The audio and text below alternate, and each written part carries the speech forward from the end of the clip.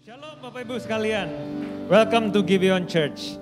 Di sini bukan tempat untuk orang sempurna, tapi tempat di mana kita semua disempurnakan dalam kasih karunia Tuhan. Minggu ini kita memasuki katekismus minggu yang ke-22. Saya akan membacakan pertanyaannya dan bersama dengan Bapak Ibu sekalian yang ada di ibadah onsite ini dan juga dengan yang sedang beribadah di online, kita akan membacakan jawabannya. Mengapa penebus harus manusia sejati? Karena dengan keadaan sebagai manusia, dia dapat menggantikan kita mentaati seluruh hukum Allah dengan sempurna dan menanggung hukuman dosa manusia, juga agar dia dapat merasakan segala kelemahan kita. Dan bersama-sama kita akan membaca dari Ibrani 2 ayat 17. Itulah sebabnya maka dalam segala hal ia harus disamakan dengan saudara-saudaranya, supaya ia menjadi imam besar yang menaruh belas kasihan dan yang setia kepada Allah untuk mendamaikan dosa seluruh bangsa. Silakan duduk Bapak Ibu sekalian. Ada satu kalimat yang mungkin kita sering dengar, atau bahkan mungkin kadang kita juga sering mengatakan kalimat ini. Ya udah, memang kayak gini aku. Atau kalau kita sebagai orang Surabaya kita biasa ngomongnya, yos ngene aku iki, terus apa? Kita sebagai manusia tuh sudah sedemikian rusak. Dan kerusakan yang kita alami ini sudah dalam jangka waktu yang cukup lama, bahkan sangat lama. Sehingga kita menganggap ya udah, beginilah keadaan kita yang sebenarnya. Dan begini nih, kerusakan ini nih seharusnya adalah manusia. Tanpa kita sadari, kita mendefinisikan manusia dalam arti kegagalan, kehancuran, dan ketidaksempurnaan. Tapi kalau kita mendefinisikan manusia seperti ini, bagaimana dengan Yesus? Yesus yang dalam inkarnasinya dan juga kehidupannya, serta pelayanannya selama dia di muka bumi. Dia adalah yang sesungguhnya yang disebut sebagai manusia. Seperti saat Adam, manusia pertama yang diciptakan pertama kali.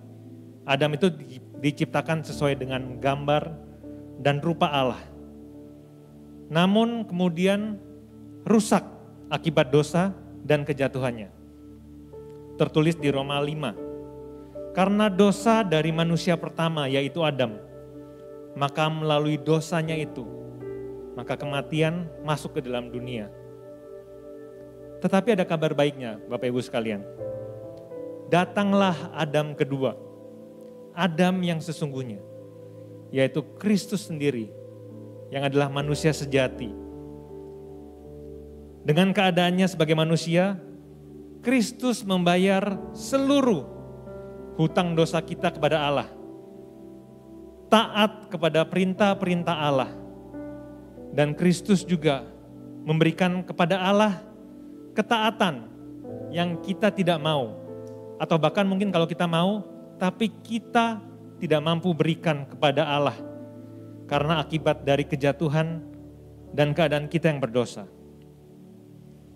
Dan di dalam diri Kristuslah kita menemukan arti kebenaran yang sempurna. Dan kebenaran tersebut Kristus sediakan buat kita. Semua kebenaran yang kita butuhkan ada di dalam anak Allah yang mengambil rupa manusia sama seperti kita. Kristus bukan saja menyediakan kebenaran, tetapi dia menggantikan tempat kita dengan menjadi korban penebusan untuk semua dosa yang tidak bisa kita bayar. Yesus menggantikan tempat kita dengan memenuhi semua tuntutan hukum keadilan dan kebenaran Allah dalam menghukum dosa. Kristus menjadi manusia yang sama seperti kita. Itu artinya dia mengenakan natur kita sebagai manusia. Tetapi dengan natur yang dia kenakan sebagai manusia tersebut, Kristus menunjukkan apa sebenarnya dan bagaimana seharusnya manusia itu. Yaitu benar di hadapan Allah, taat kepada Allah, menyembah Allah dalam segala hal dan dalam segala keadaan, dan juga mengasihi Allah dengan segenap hati. Dan dengan menjadi manusia, Kristus juga bisa merasakan, memahami dari semua kegagalan dan kesedihan serta penderitaan yang kita alami.